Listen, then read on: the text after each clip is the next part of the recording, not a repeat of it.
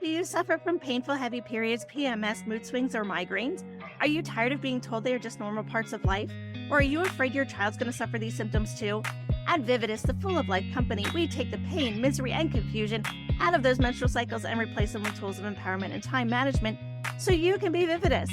Visit embracingflowpodcast.com for more information on transforming your cycles from ow to wow.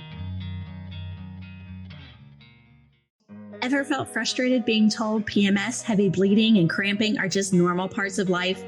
You're not alone. I loathed my monthly cycle for decades. That all changed when I earned 3 health coaching certifications discovering something incredible. Your period is vital.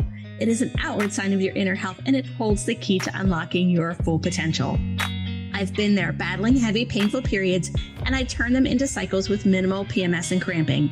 Today, I'm on a mission to share that information with you. Pour a cup of your favorite drink, get comfy, and grab your headphones as we embark on a candid and empowering journey of self-discovery. Together, we'll demystify menstrual cycles, explore cyclical living, delve into natural birth control, and guide parents through those crucial period talks with tweens and teens. It's time to break the taboo around menstruation and embrace the wisdom it holds. I'm your host, Heather Allmendinger, and this is the Embracing Flow podcast.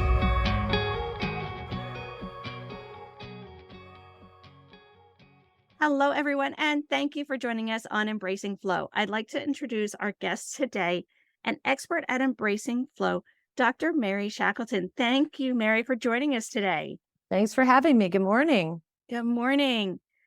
Just so our listeners get to know a little bit about you, Dr. Mary Shackelton owns and runs Holistica Integrative Care in Boulder, Colorado, where she focuses on environmental medicine and women's health, specifically in the area of fertility. I love what you do. How did you get to where you are today and into this field? Oh, well, that's a very good question. I was unaware that naturopathic physicians existed until I bumped into literally a sign on a telephone post in 1999. And I realized you could get a doctorate in the thing that I loved, which was natural healing. And I didn't know anything about it. I had pre-med, all my prerequisites done to go to medical school. And I enrolled in this program, and I have loved my career every single day. So my goal is to treat the cause of the problem, not to treat symptoms. And I do that with clinical nutrition, botanical medicine, homeopathy, IV therapies. And I have loved my job every single day that I go to work. And I started out with a pediatric residency working with kids exclusively. And then I realized, oh, you can't get the kid well until you get the mom well. And so then I really kind of shifted my focus to women's health and became really interested in hormones. This was before people were using bioidentical hormones. And then I began to see, I started a whole company devoted to treating polycystic ovarian syndrome. And I created a supplement line for that. And I realized there's something else going on besides just managing one's hormones. And then I started to understand how chemicals in the environment alter reproductive health. And so what I'm seeing now is that cognitive changes are in part due to chemical exposures in the environment, as well as all of the infertility issues that we're facing, sperm and egg health challenges, and also babies being born on the autism spectrum. So I just wrote a book about that. It's called Preconception Cleanse, Detoxify Your Life Inside and Out for the Optimal Health of Your Baby. And the goal for that book is a how-to guide teaching women how to prepare for conception. It's too late once you conceive to do anything about this. We don't want to mobilize toxins while you're pregnant, but we want to make a lot of lifestyle changes before you even conceive, because you pass everything through the placenta to that baby. Yep, I've heard of finding plastic in umbilical cord blood. There are 287 chemicals documented in a study that was performed by the Environmental Working Group, and they found 287 chemicals, 150 of which were carcinogenic, and nobody's ever studied that cocktail of chemicals, especially on the developing brain. And so I think that this is a huge piece of why kids are struggling with attention and anxiety and mood disorders, and kids on the autism spectrum and hearing loss. All of that is related to these exposures. I'm in agreement with you. Have you noted, I think I've I don't know if I've just been more exposed to it, but even childhood cancer seems to be increasing. All Um, cancers. I mean, I never used to see in my practice, I never used to see cancers that were prevalent in women under 40. And mhm. that is more commonplace, colon cancer, breast cancer. And again, you have to look at whenever there's something in nature, something that is not derived from nature, there will be a backlash. And so we are exposed to these chemicals. I think about what I saw in my grandparents' bathrooms.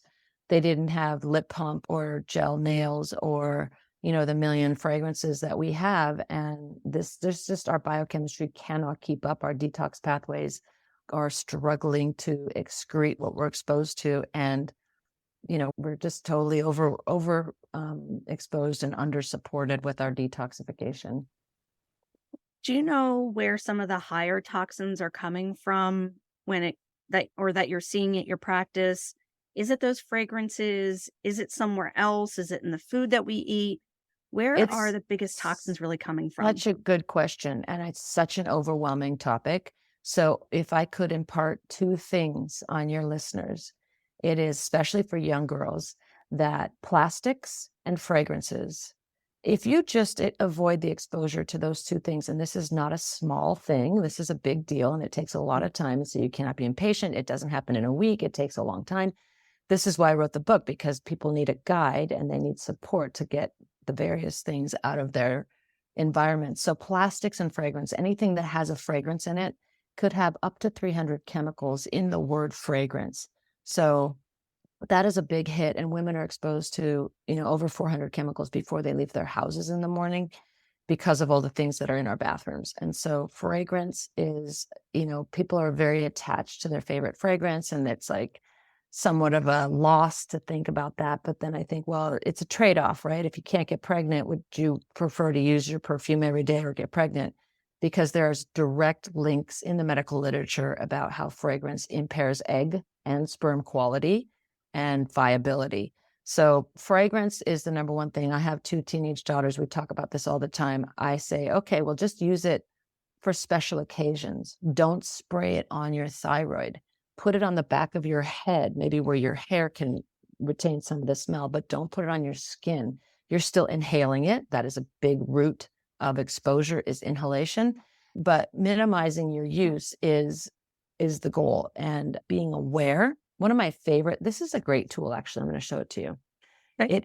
It's an app called Yucca. Can you see that little carrot on my app screen? I See that? can. Yes. So it's YUKA.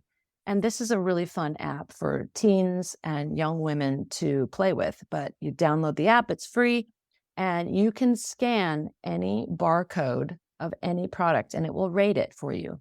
And it will also suggest a similar product that is safer.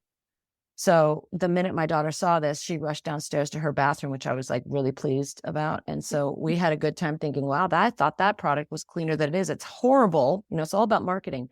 Or I Mhm. thought that product was terrible and it's actually safe. So, this is a very helpful, because it is an overwhelming experience for consumers to try to break this down. And I know writing about it was very depressing for me because of really how impactful these exposures are. It's quite scary. This app makes it fun.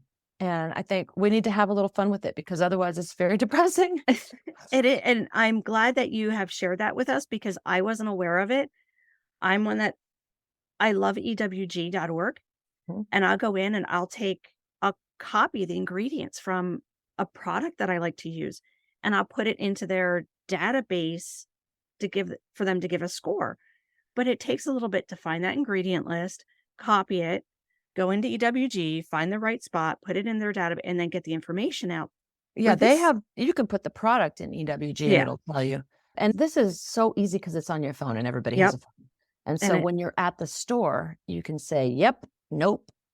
yep, And I think it's important for women and girls to understand directly that these chemicals in fragrances are endocrine disrupting chemicals, or EDCs. They decrease testosterone.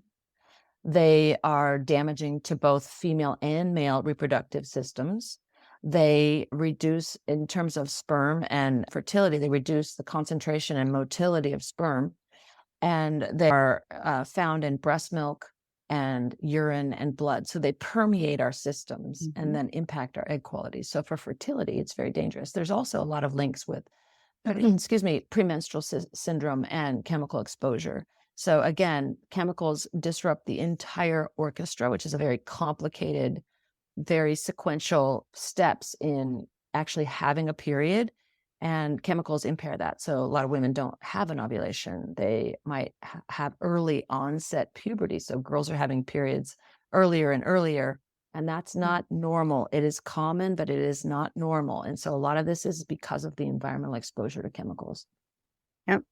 When I stopped using a lot of the fragrances I used to use, and I was becoming more aware of the chemicals and the toxicity in these chemicals, I went from having horrible PMS and anxiety around my cycles to now it's like, okay, I know when it's coming because I'm a little bit more emotional.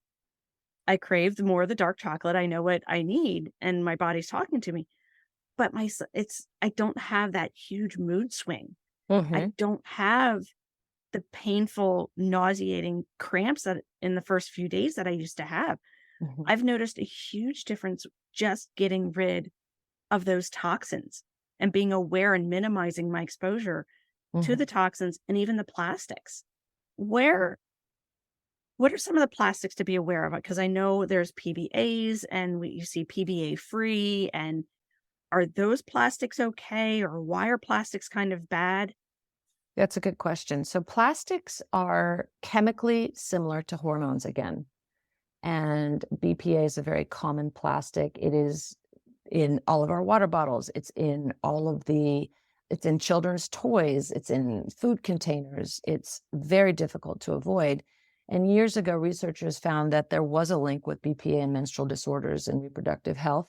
And so they changed it to BPS, and BPS is nowhere safer. And so we have to be educated about carrying a glass or stainless steel water bottle, never heating your food in a microwave with plastic, trying not to store your food in the refrigerator with plastic, really watching. Everything comes in plastic. It's like mustard bottles. And, really, again, this is why it takes time. As consumers, we have to stop our reliance on plastics, and BPA is a big one. And so if you just start examining your day, you cannot ever avoid plastic because it has become this product that has made our modern lives very easy. Yet we do have a lot of choice, and consumers have a lot of power. So I always educate people that, what you do matters, where you eat matters. Marketers are watching you, and women and girls they have a lot of power as consumers because we buy a lot of products, but we also make a lot of the healthcare decisions. And, again, I don't know what the demographic of your audience is, but if it tends to be younger, then I want young women to start looking at plastic and start really thinking, how can I do that without plastic? Because it is difficult and it takes some time, but, plastic is ending up in our oceans. It's ruining our aquatic life. It's a very big problem. I'm in complete agreement with you, Mary. You had mentioned a little bit ago that you have your book, your preconception cleanse, detoxify your life inside and out for the optimal health of your baby. Where else besides your book, where else can we find you? Well, I have an Instagram account that I love to interact and engage with people. It's Dr. Mary Shackelton, and my last name is Shackelton. And on my feed, I really give how-to advice. How do you detox after you get off the birth control pill? How do you avoid these? What does a healthy meal look like? And, I really try to give a lot of basic common sense, but also very helpful advice, especially to the beginners, people who are not familiar with this field at all. And that's probably the best place to reach out to me. Wonderful. Well, before we say goodbye to our listeners, do you have any last words of wisdom that you can share with us?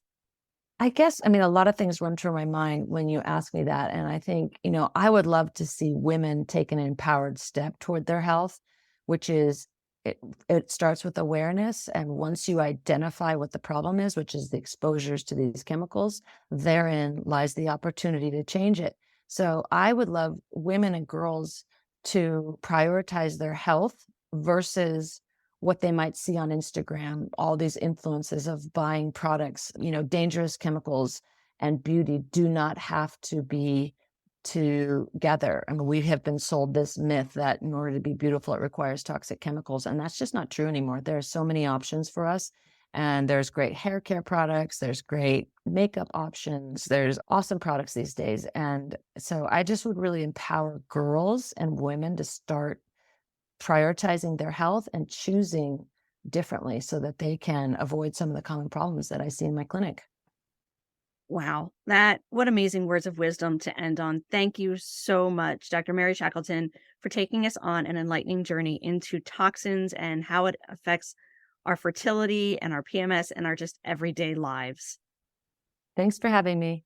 Oh, you're welcome. All the links can be found in the show notes. So thank you, listeners, for spending your time with us today.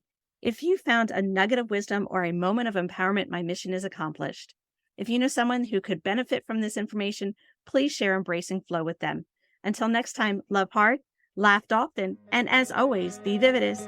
See you soon. Thank you so much for joining us today on Embracing Flow. If you enjoyed this episode, please follow the show, submit a rating and review, and share it with your friends. Visit my website to receive your free PDF on 4 ways to decrease PMS. The link is in the show notes. Until next time, love hard, laugh often, and as always, be vividous.